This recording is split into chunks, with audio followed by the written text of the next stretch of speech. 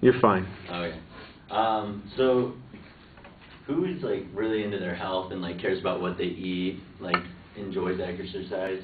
I hope all of you, because something I especially enjoy is cycling, and I really wanted to give you guys like a good understanding of what cycling can do for you, because most people don't find cycling to be something that is extremely helpful, but in the long run, when you're like in your 40s, 50s, it really becomes something that you'll do much more often instead of your running, your harder activities on your joints.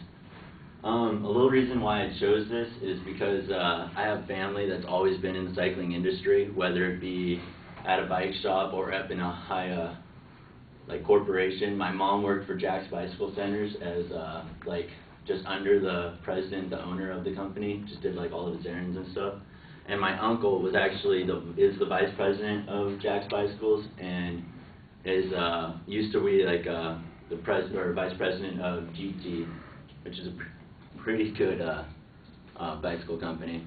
So some of the main things that cycling attacks is that if you are like it really affects your heart, like whether you're it's good for making your blood pressure flow or not have bad blood pressure, lowers your cholesterol, and it just better, like think about it, gets your heart pumping. It's like running and all these other aerobic activities do the same thing, but cycling is a much more consistent, it's easier on your joints, and you can like do it at a longer pace instead of your running activities, which you can get more strained and tired at an easier pace. So another thing is your joints.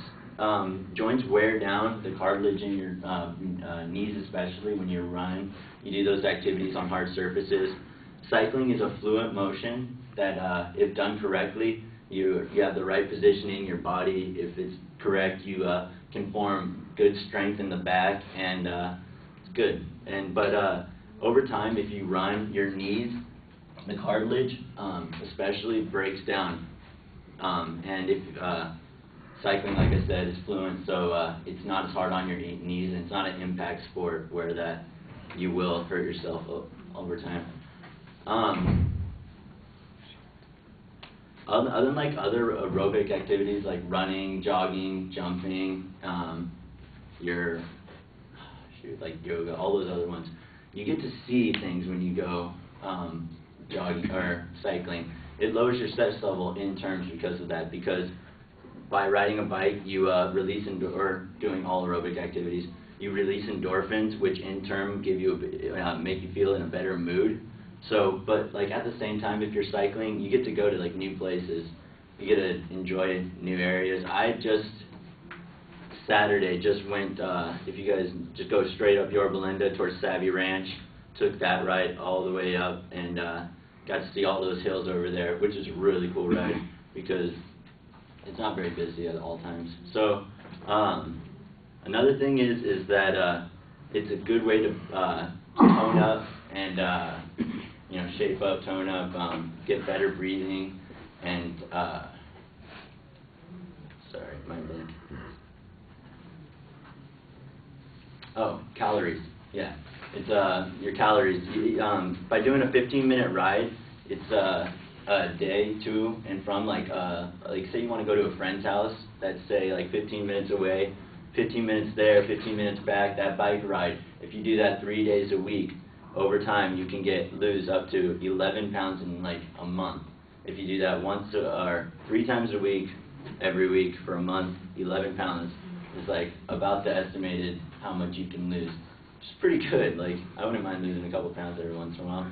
And one thing that's really difficult with the cycling is that the equipment is somewhat expensive. Purchasing your bike, your helmet, you don't really need gear, which is the nice part about cycling, but purchasing that bike, if you want a good one, you will have to put down a couple bucks, and not $2, like 100, 200 bucks, and it's difficult, but I really recommend doing something like that because it's an easy activity for all ages. And at the age of 40, you become a risk of falling and like really injuring your hips.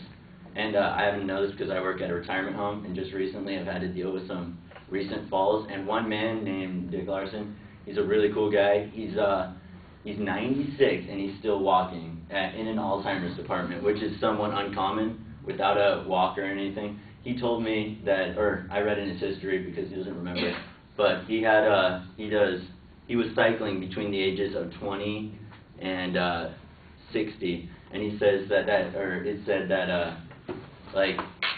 is probably the reason why he can still walk, because like still to this day his knees aren't giving out and his hips are somewhat strong. He doesn't fall very often, so it allows, but when he does, it allows him to, like, if you ask me, like, it doesn't hurt him as often, which is a good thing. And let's see, I had one more good point. Can't remember it. But hey, so I'd really like for all of you to get out there, cycle a little bit. It will help you tone up, lose some weight. All in all, you'll be happier.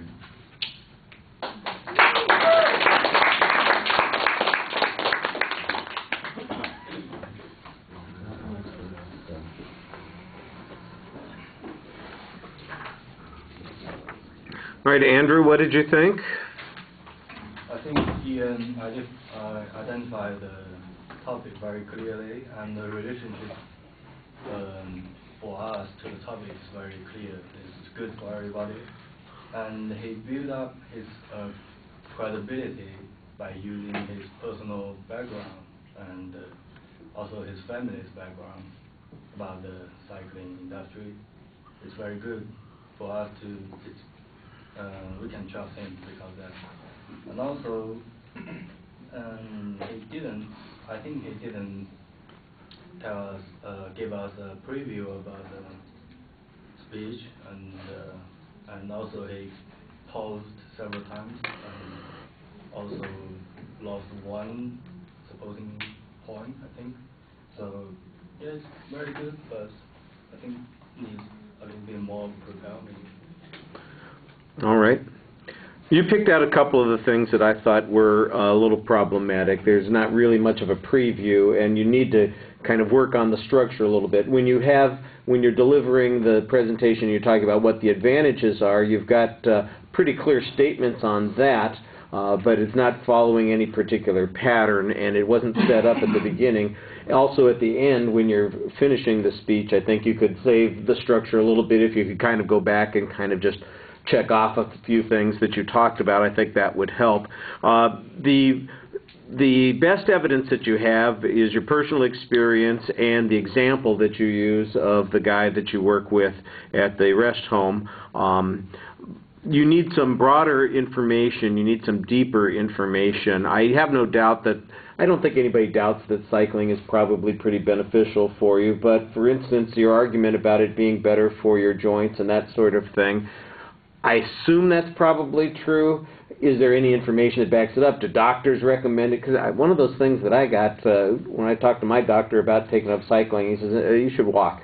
And I said, really? He says, yeah, that's much better for you. Cycling, you'll fall down.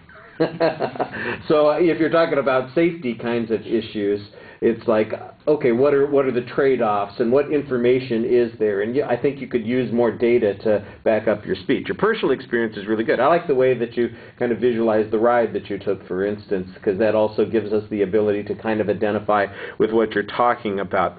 I thought the delivery issues were very strong, so you're in good shape there. You look at the audience for the most part. You're obviously not relying on a script. You're talking to the audience, but you did forget a couple of points, got lost a little bit a couple of times. So that's tough because you don't have an outline handy. Sometimes the gestures look a little exaggerated. You seem involved, but maybe a bit too energetic sometimes with the gestures, but they did seem fairly natural. I think you need a stronger conclusion. The introduction was okay. An audience survey, you could find something more interesting, I think, to bring us in. There's nothing that's really hugely problematic except for the organizational thing in the speech, but I think you need to build it more, and that's where you're going to be having some trouble. All right, thank you.